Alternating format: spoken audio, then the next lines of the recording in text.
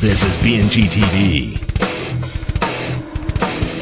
The easy ones, Michigan, Bowling Green at the Big House. Well, this is a great opportunity for the defense to really step up.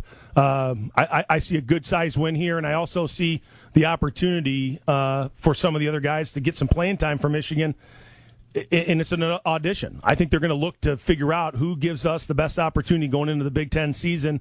Another big game for Denard, though. I don't think they can Michigan can't afford not to let Denard go even in this game. He seemed to be a little more reserved in that UMass with his feet.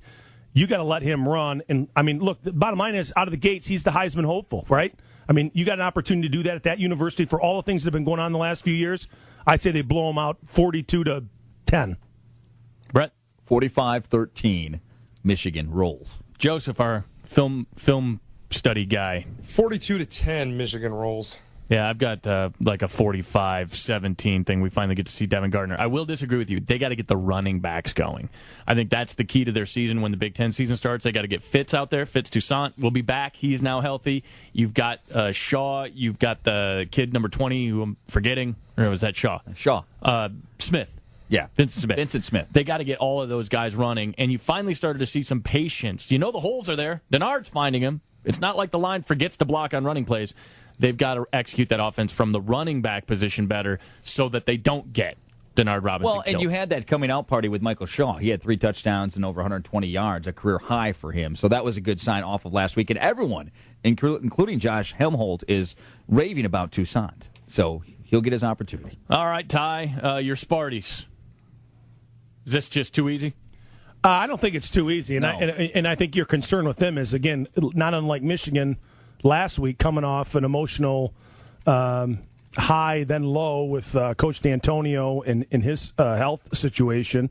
But I see these guys rallying. I see these guys with a good, solid victory. What I hope I see is a busting loose and letting go deal where they're not so tense and they're just playing whom they're playing. They're playing football the way they should play, which is unabandoned, get after it, get out, start winging the ball around, let Javion Bell do his thing, and win a football game big as opposed to just, a close game. So I look at these guys at I'll say, what do I want to say, 35-7. This team can score points for Northern Colorado, and they will, unfortunately. This is going to be similar to Florida Atlantic. Spartan fans won't want to see it. They will get the victory, 34-20. Wow. Every week I'm amazed by your Spartans because Spartans roll by a million, lot to a little. No. Bakita's just not. I tell you, though, there is a sense across the board, in Sparty land, a lot of people they're excited about this last week and that big victory and everything else, but everyone's expecting Kirk Cousins to be throwing the ball all over the place. They're expecting their defense to be a little bit better, and some of the younger guys getting to the quarterback, and some of that stuff hasn't happened yet.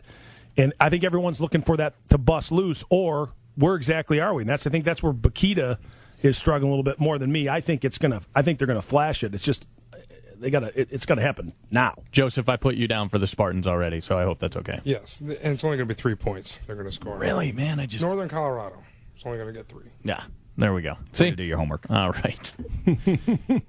Speaking of someone at the bottom of the standings, I don't think you want to be preaching about homework. Joe's currently beating you in our picks. All right, now that brings us to the Lions-Vikings game. We've been arguing about this one all week, so much so that we got called into management and yelled at for arguing on the radio. What do you like? Hard for me to see the Lions get a victory on the road, especially when you're playing against a very hungry Viking team, albeit dinged up at the receiver position, although they did make a good addition this last week with Hank, Bassett. Bassett out? That's Mr. Girls Next Door. That's a package deal, of course. Joe, you can video that, Joe. It's a package deal. Yeah, Mr. Kendra Wilkinson. Anyway, I find it very difficult. I mean, I'm going to be rooting like crazy for the Lions, but I see the Lions losing in a 31-21 type game. You've been flying the Honolulu blue flag all week. Is this where you turn Benedict Arnold? Well, I also did my research last night, like you've talked about the entire show. Follett injured, Peterman injured.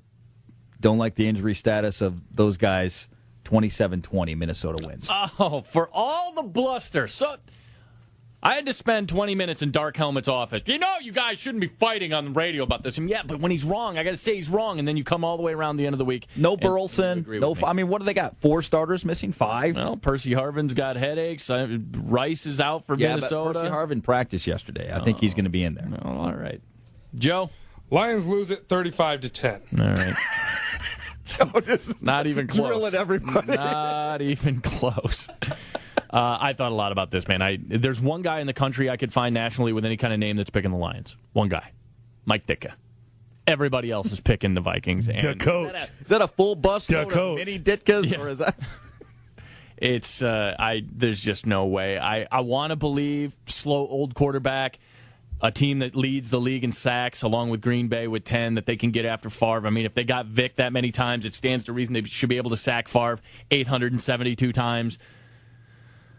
But Brett Favre has thrown a dagger into my heart twice a year for the better part of 2 decades, and I just can't see him losing at home. Not with a chance to get right. Not when Adrian Peterson's already written this one into the win column. I was just going to go back to what Ty said. You can stop Favre all you want. They can still hand off to AP, and that defensive line against the Lions. I mean, if Peterman's out, we need everybody, and including replacements for Dominic Raiola and Jeff Backus, and that defensive line is still going to be all over Sean Hill. So in our show picks, Ray Bentley, the only guy picking the Lions this week to win, as he has done every week of the season, and everybody else on board with the Vikings, Spartans, and Wolverines. That is Ty's Take. It's brought to you by the Twisted Rooster, and you've been there. Or you're going there? I'm going there. I'm going to be there October 9th for the Michigan State game. Ty Hallock might be with me, supporting his green and white, since it's down in that hated place in Ann Arbor where we don't go, right, Ty? Yeah, where the sun doesn't shine. For a taste bud touchdown, watch the next big game at Twisted Rooster. Check out the new football-inspired bar menu featuring $5 buffalo mac and cheese and boneless rooster wings, and you have been there.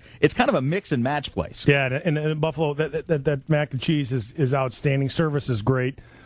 Great location too, right off the belt line, not far from Knapp Corner. I mean, it's good all the way around. So certainly, you don't have to twist my arm to go to the Twisted Rooster, baby. Huh? And by the way, if those people that haven't been up on the north side, if they're wondering where exactly that is, it's the old O'Charlie's. It's now Twisted Rooster, so right there on the belt line. We're done here. Bakita and Gray, morning 6 to 9.